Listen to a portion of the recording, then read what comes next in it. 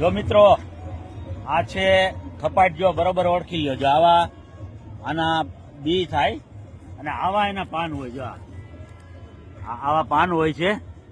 હવે આ ખપાટ હું આના ઘણા મેં વિડીયો બનાવ્યા છે, પણ કોમેન્ટો આવે છે કે દાદા તમે વિડીયો બનાવો અમને ફાયદો થાય છે, તો હું પાછો તમને રિપીટ કરું છું કે આ તમારે ગમે એવા હરસ મસાની બળતરા થતી હોય તો તમારે કરવાનું શું છે કે આવા નાના નાના 5 પાન લઈ લેવાના, એને બરોબર સાફ કરી સવારે નૈણા કોઠે તમે ચાવી જાવ, માથે ગરમ પાણી પી જવાનું.